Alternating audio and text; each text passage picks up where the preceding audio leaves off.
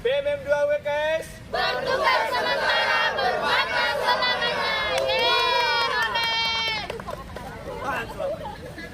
Oke, perlahan.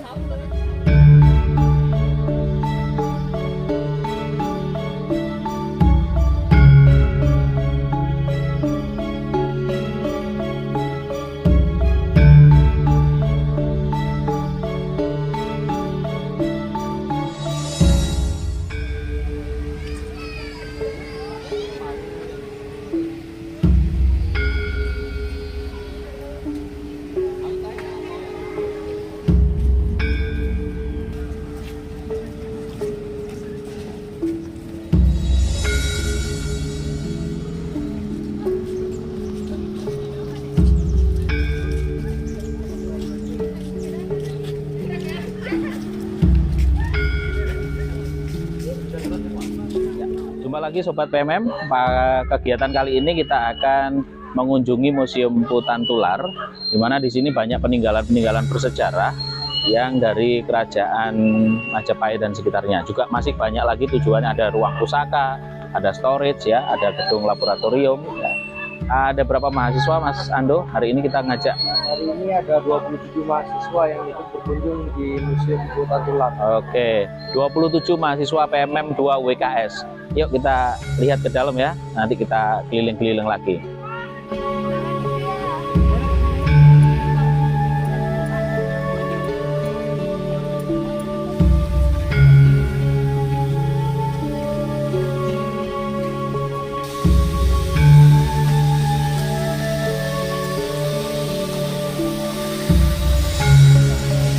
Teman-teman PMM 2 WKS, saat ini saya bersama dengan Bapak Putu. Bapak Putu adalah pemandu di Museum Putan Tular ini. Pak Putu mungkin bisa diceritakan bagaimana sedikit gambaran sejarah berdirinya museum ini, kemudian bagaimana merawatnya tengah era milenial ini Pak Putu ya. Karena kawan-kawan ya, jadi berkunjung ke museum itu seperti sesuatu yang aneh kalau saat ini begitu. Mungkin bisa disampaikan Bapak. Baik. Selamat pagi teman-teman. Perkenalkan saya Pugu Wiratmo. Jadi saya di sini sebagai pemandu di Museum Negeri Putan Tular.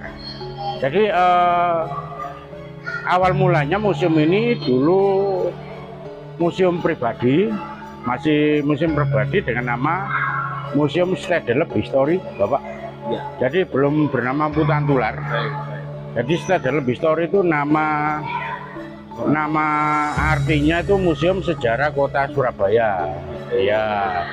Jadi dulu berdiri di Kota Surabaya tahun 1933. Sudah lama Pak ya. Betul. Ya. Jadi Pak von Faber dulu beliau seorang anak keturunan dari Jerman dan Belanda. Oh begitu. Betul. Jadi ayahnya Jerman, ibunya Belanda. Ya.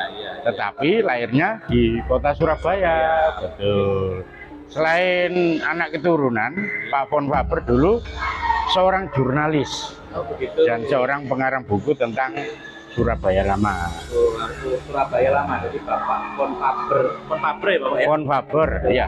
Keturunan Jerman dan Belanda, warga keturunan, tapi yang lahir dan tinggal di Kota Surabaya. Sangat mengagumi Kota Surabaya. Mengagumi. Sampai mengarang buku ya Pak ya? Betul. Akhirnya beliau mempunyai semacam pikiran untuk membuat atau mendirikan museum. Jadi mulai dari sedikit dulu museumnya apa koleksinya itu. Iya, kalau sekarang udah bertambah banyak. Ya.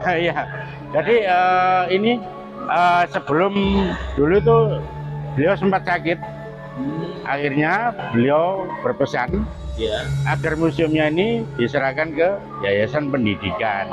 Itu. Ya, akhirnya masyarakat menyarankan agar museumnya diberikan pendidikan, akhirnya diberikan dan diminta oleh pendidikan dan diganti dengan nama Empu Tantura. Itu tahun berapa Pak? Itu tahun 77 Pak. Tahun 77. Iya. Jadi berganti nama menjadi Museum Putan Tular itu tahun 1977. Ya. Jadi Kalau sekarang makamnya berada di Kembang Kuning, Surabaya, Pak. Makam khusus orang Belanda. Teman-teman ya. Iya. Dekat sama kampus Universitas Wijayakusuma Surabaya. Jadi sebelum mendirikan, beliau tuh sempat mengumpulkan koleksinya itu sedikit demi sedikit. Semenjak tahun 1922, akhirnya baru didirikan tahun 1933. Jadi seperti itu.